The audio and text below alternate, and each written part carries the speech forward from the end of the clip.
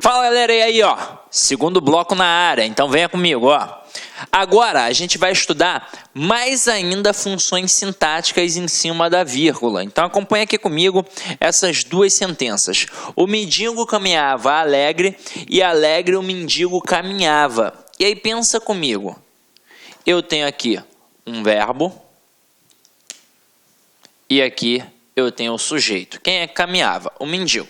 Só que nesse contexto, quando eu digo que o mendigo caminhava alegre, a gente tem aqui um predicativo do sujeito.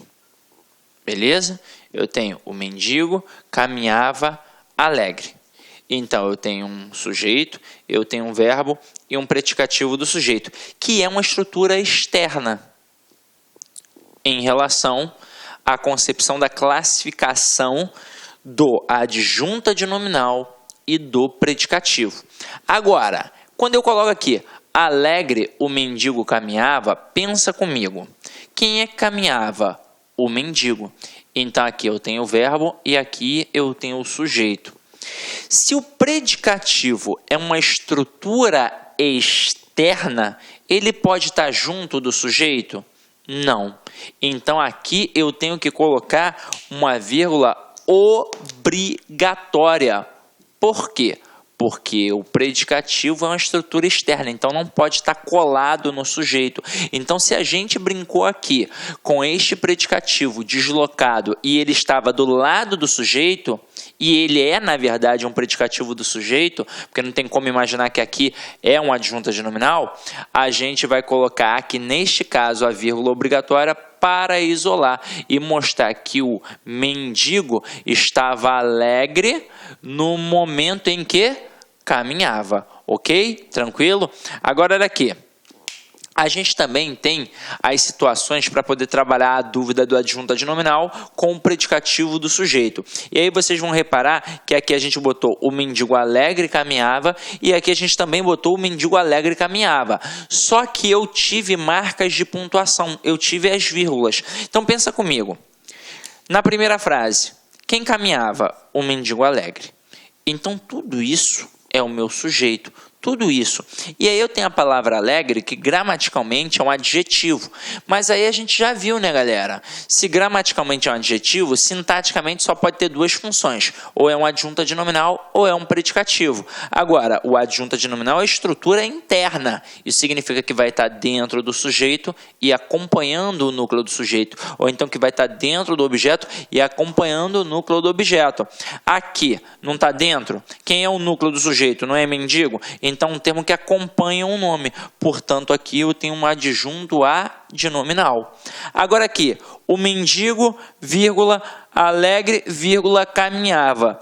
Então, agora quem é que caminhava? O mendigo. Apenas o mendigo é o sujeito. Agora, este alegre não é um adjetivo? Merece ter uma função sintática. Merece. Na prova, pode ser que o avaliador, sem vergonha que só, ele coloca que isso daqui sintaticamente é um aposto. Muito candidato vai balançar, porque vai pensar, nossa, está entre vírgulas, realmente é um aposto. Só que é o seguinte, aposto é função de substantivo. Se aqui gramaticalmente é um adjetivo, é impossível que seja um substantivo. Se é um adjetivo, ou é adjunta de nominal, ou é predicativo.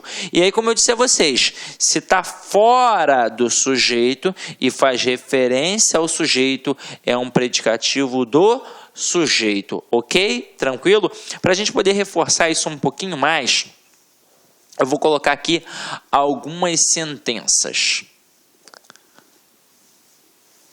Olha só. O aluno atento fez o dever. O atento aluno fez o dever. O aluno fez atento o dever. E o aluno, vírgula, atento, vírgula, fez o dever. E aí eu vou pontuar aqui, ó, frases 1, 2, 3 e 4. Turma, nessa hora, são diversas possibilidades de questões que os avaliadores podem criar, mas diversas. O camarada pode trabalhar uma questão de predicado, perguntar se é um predicado verbo ou nominal, se é um predicado verbal ou então um predicado nominal. Pode trabalhar a questão da pontuação, pode trabalhar a questão da classificação da função sintática, pode trabalhar principalmente a classificação semântica e trabalhar em cima até de um processo interpretativo.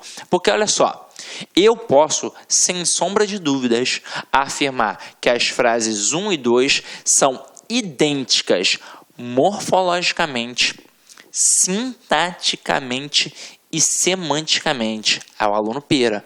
Ué, mas como assim? A frase 1 é igual à frase 2? Você tá maluco, Sidney? Eu tô falando sério.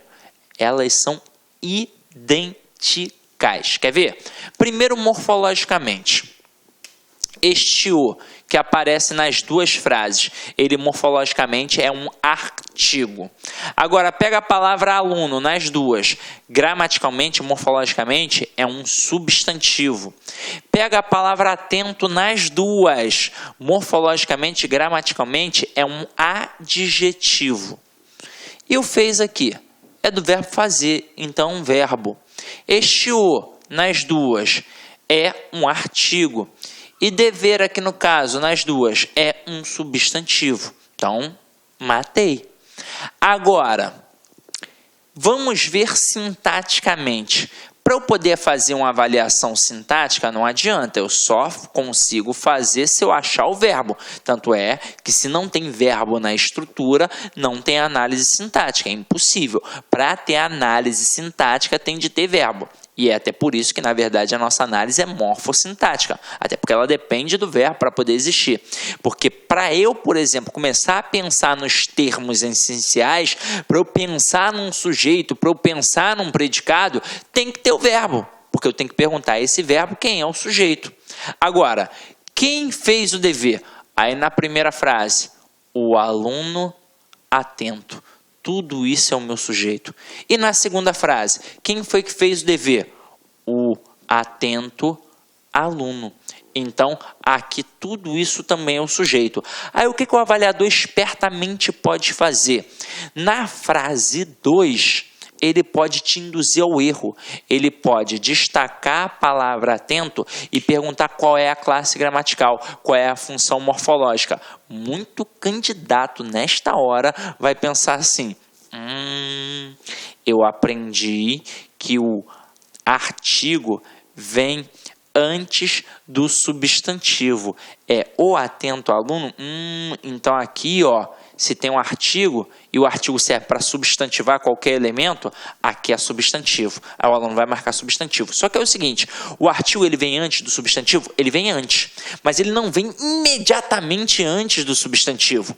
E aí é o seguinte, se aqui eu tenho uma estrutura que funciona como sujeito, e para eu achar o sujeito, depois eu tenho de achar o núcleo do sujeito, porque somente esse camarada vai concordar com o verbo, quem sempre é o núcleo do sujeito? Quem sempre é o termo determinado? É o substantivo.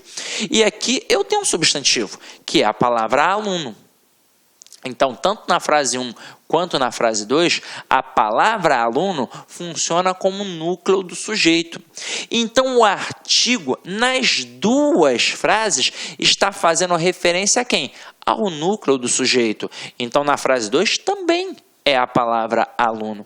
Então, este artigo não está antenado, não está interligado à palavra atento.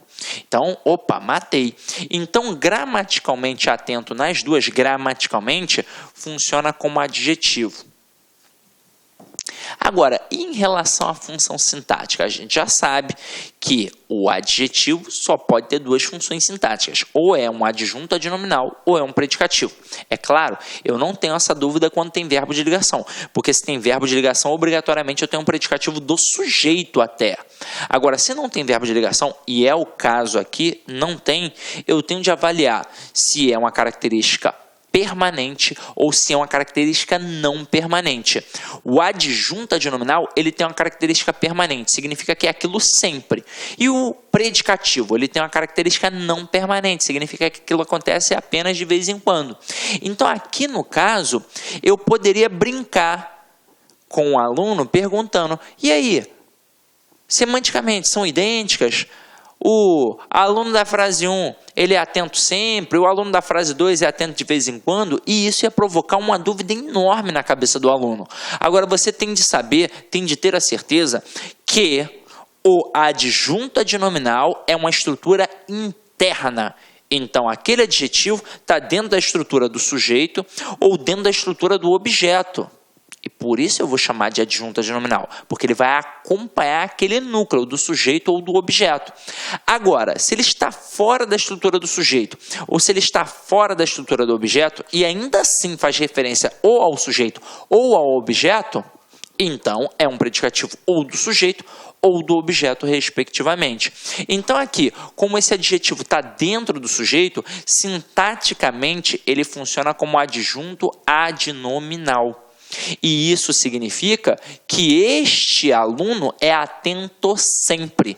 Portanto, eu afirmo categoricamente que as frases 1 e 2 são idênticas morfologicamente, são idênticas sintaticamente e são idênticas semanticamente. Os alunos das duas frases são atentos sempre. E para a gente finalizar a análise sintática, o que é um artigo, e o artigo sempre acompanha o substantivo, então sintaticamente ele sempre vai ser o quê? Um adjunto adnominal, até mesmo porque ele acompanha o nome aluno. Agora, o verbo, que é o verbo fazer que está aqui, ele funciona como verbo transitivo direto, afinal de contas, nesse contexto, quem faz, faz alguma coisa. E o dever funciona como objeto direto nas duas sentenças. Então, matamos a análise das duas primeiras frases. Agora, olhem as frases 3 e 4. E aí, acompanha comigo. Na frase 3, o aluno fez atento um dever. Aí, aqui não tem caô, né? Aqui você vai acertar. Quem foi que fez o dever? O aluno. Isso é o sujeito. Aqui eu tenho o verbo. O que foi feito? O dever. E nesse contexto, quem faz, faz alguma coisa. Então, o dever é meu objeto quê? Direto. Agora, esse atento aqui, ele é gramaticalmente um adjetivo. E ele faz referência ao sujeito. Mas ele não está dentro do sujeito. Então, ele é um predicativo do sujeito. Agora, o aluno, vírgula, atento, vírgula, fez o dever.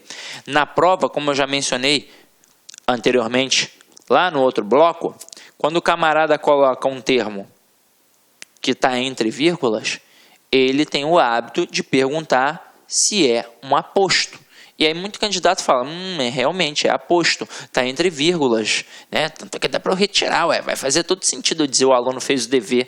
Só que é o seguinte, aqui eu não tenho um termo explicativo. Mas parece. Mas não é. Aqui está indicando uma característica. E se indica característica, gramaticalmente é um adjetivo. E se gramaticalmente é um adjetivo, só pode ser ou um adjunto adnominal ou um predicativo. Seria adjunto adnominal se a estrutura fosse interna, como nas frases 1 e 2. Mas como uma estrutura externa, aí eu tenho um predicativo. Porque quem foi que fez o dever? O aluno. Então, isso aqui é o sujeito. Este atento, ele não faz parte do sujeito. Pode ver, que ao estar entre vírgulas, ele não encosta nem no sujeito, nem no verbo. Então, ele foi isolado. Por quê? Porque eu não posso ter um predicativo dentro do sujeito, porque o predicativo é uma estrutura externa, ele está fora do sujeito. Então, aqui eu tenho um predicativo do sujeito. E aí, o que eu posso afirmar categoricamente em relação às frases 3 e 4? Eu posso afirmar que realmente, da mesma forma que 1 e 2 são idênticas em todas as possibilidades, na 3 e na 4 também. Elas são idênticas morfologicamente, elas são idênticas sintaticamente e elas são idênticas semanticamente. Afinal de contas, os alunos das frases 3 e 4, eles foram atentos apenas no momento em que fizeram o dever. Tranquilo ou não tranquilo? Tranquilo, né? Agora,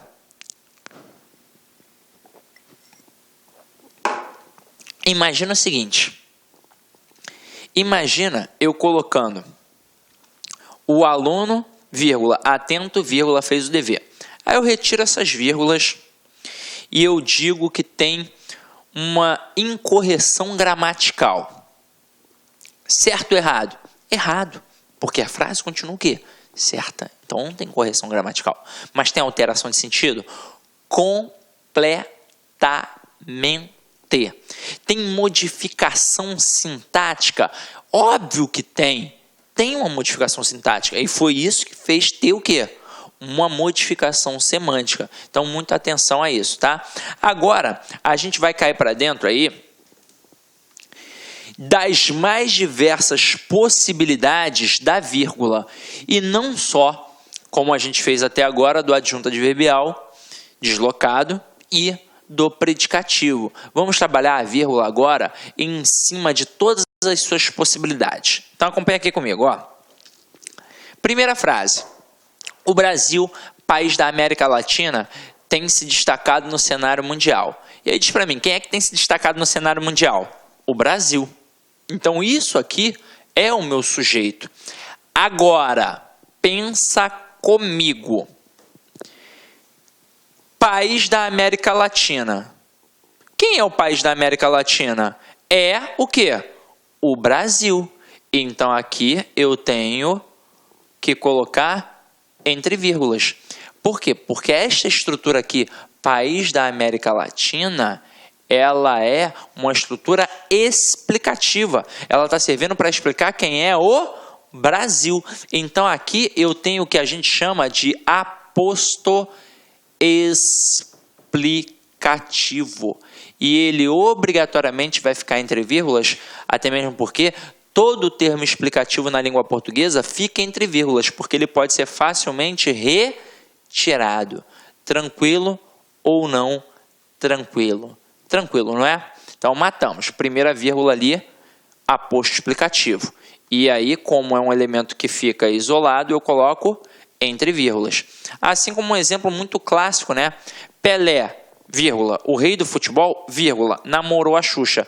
Quem foi o rei do futebol? O Pelé. Então aquilo dali está servindo apenas para explicar quem foi o Pelé. Posso retirar? Posso dizer apenas Pelé namorou a Xuxa? Posso. Da mesma forma que aqui eu posso dizer o Brasil tem se destacado no cenário mundial. Então, se é um termo que apenas explica, sintaticamente é aposto explicativo e eu coloco entre vírgulas, tá? Agora, olha a próxima aqui. Maria, vem aqui. Então, agora eu vou colocar uma vírgula pelo motivo do vocativo. E é o seguinte, o vocativo é o único termo na língua portuguesa que obrigatoriamente vem entre vírgulas. Por quê? Porque ele não faz parte do plano ali sintático. Ele não faz parte dos termos da oração. Na verdade, ele faz parte do plano da oralidade, do plano do discurso. Se você pegar qualquer gramática, você vai ver que ele não está dentro dos quadrinhos das orações, não. Ele não está ali dentro dos termos das orações. Ele fica fora, numa observação, mostrando exatamente que é do plano discursivo. Então, é um chamamento. Vocativo vem da palavra latina vocare, que significa um chamamento. Toda vez que isso acontecer, mas toda vez eu tenho que colocar entre vírgulas. Então, Maria, vírgula, vem aqui. Vem aqui, Maria. Então, vem aqui, vírgula, Maria. Por favor, Maria, vem aqui. Por favor, vírgula, Maria, vírgula, vem aqui. O vocativo, ele é um elemento à parte. Então, ele sempre tem de ser isolado. Se ele aparece no início, uma vírgula. Se ele aparece no final, uma vírgula. Se ele está no meio da estrutura, entre vírgulas. Ah, então aposto e vocativo sempre entre vírgulas? Não. O aposto explicativo sempre entre vírgulas e o vocativo sempre entre vírgulas. Até mesmo porque a gente sabe que não tem só o aposto explicativo. Tem outros tipos de aposto que caem direto em provas também, como é o aposto resumitivo e o aposto especificativo. Então, ligado neles, tá? Agora, mamãe comprou frutas, eu legumes. Então, meu companheiro, aqui eu coloco uma vírgula para marcar o quê?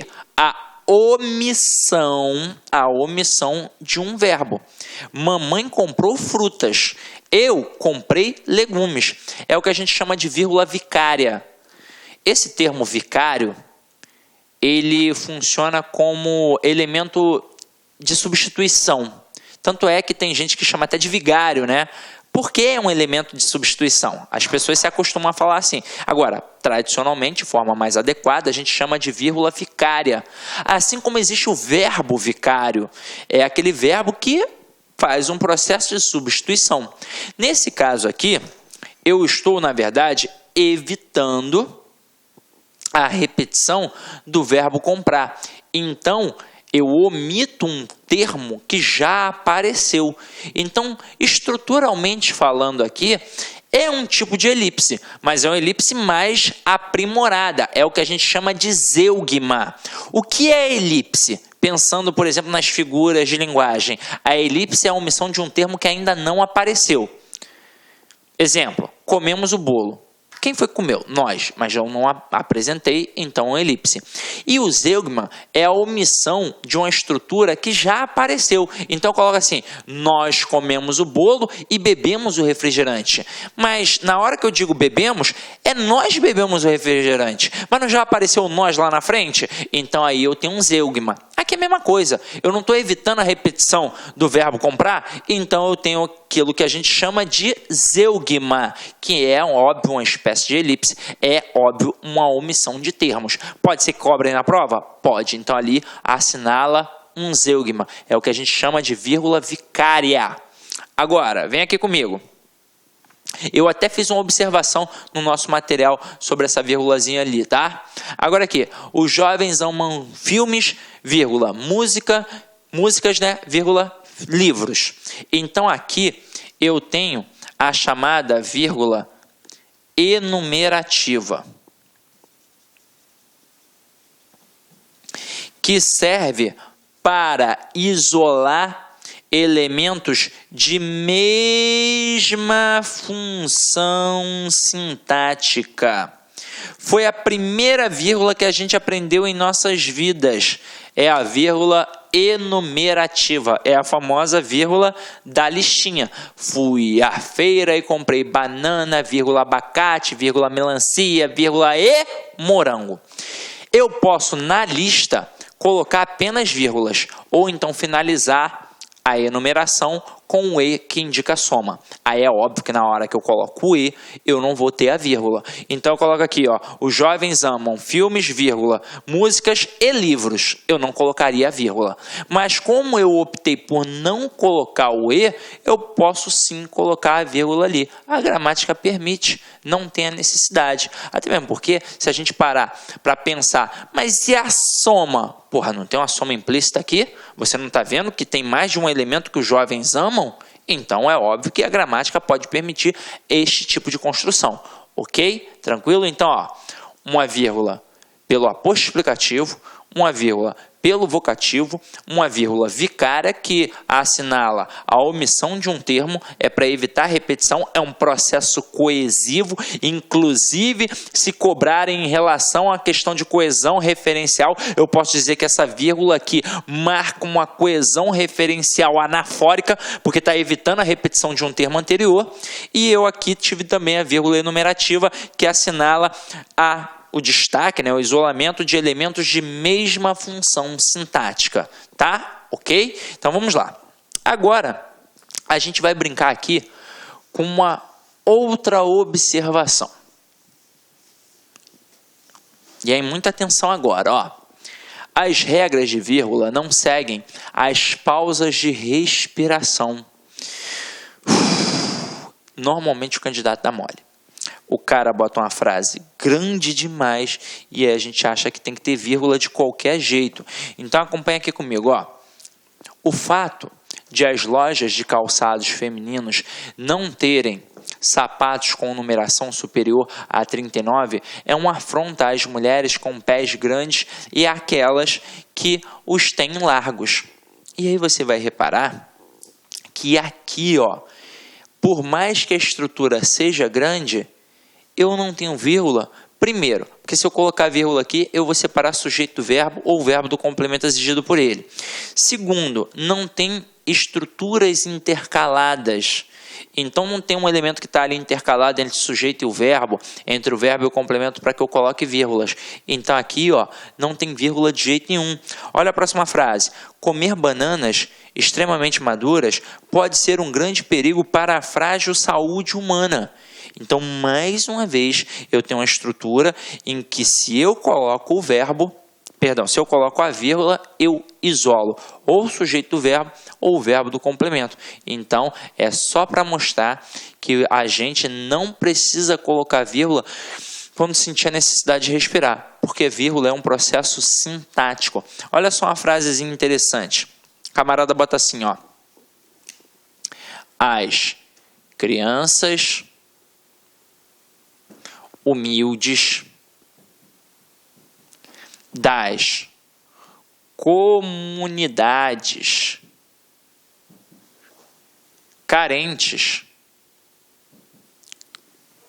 têm problemas para resolver todos os dias. E aí pensa comigo, nessa estrutura, preciso de vírgula? Aí o candidato, as crianças humildes das comunidades carentes, ufa, vírgula. Ah, tem vírgula, tá muito grande. Não, né, gente? A gente acabou de ler um período maior que não teve vírgula. Por quê? Porque olha só o verbo aqui. Vou colocar uma vírgula para separar o sujeito do verbo? Claro que não posso. Então, ó, não pode ter vírgula aqui.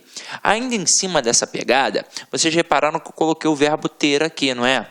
Então, além de cobrar pontuação, o camarada pode cobrar concordância. Pode ser aquela famosa questão de reescrituras de frases, em que o cara pode cobrar tudo, ou simplesmente aquela questão que o camarada diz assim, ó, dentre as opções abaixo, assinale aquela que não está de acordo com o padrão culto da língua. E aí, nessa pegada, ele pode cobrar qualquer coisa. Então, a vírgula já não cabe ali. Agora, o verbo ter aqui está correto? Diz para mim, quem é que tem problemas para resolver todos os dias? As crianças humildes das comunidades carentes. Tudo isso é o meu sujeito. Agora, diz para mim, quem é o núcleo do sujeito? É sempre o substantivo, sem preposição. Se o núcleo aqui é a palavra crianças e crianças está no plural, como é que tem que ficar o verbo?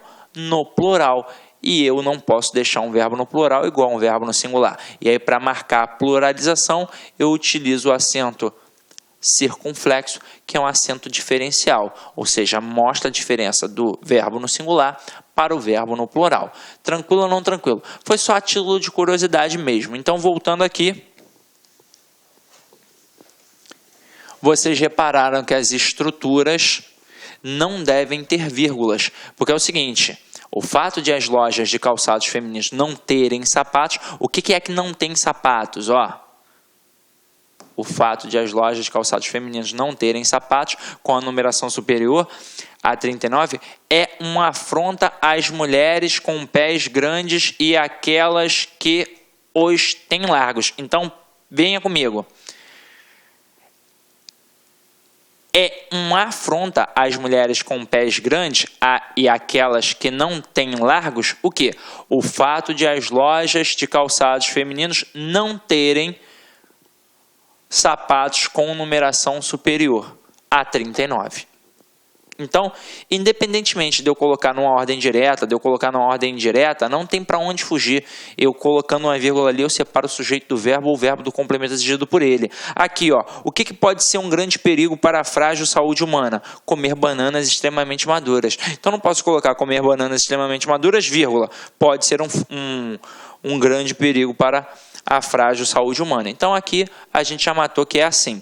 Agora, galera, a gente vai cair para dentro da observação 3, que é a com a vírgula e o E. Só que aqui é o seguinte, para a gente poder fazer isso com toda a calma e tranquilidade, a gente vai ter que olhar com mais calma. Então, eu vou finalizar esse segundo bloco, e aí vocês viram que eu enfatizei alguns aspectos, porque é importante enfatizar mesmo. Não adianta, se eu mostrar só uma vez e você olha para aquilo dali apenas uma vez e depois já vai para a questão, é óbvio que vai ficar um pouco deficiente. Então a gente repete, a gente reproduz, a gente vai e volta, é um processo didático, quando o assunto é um pouco mais difícil. Então, foi. Então vou parar aqui agora, próximo bloco a gente continua, ok? Então vamos lá.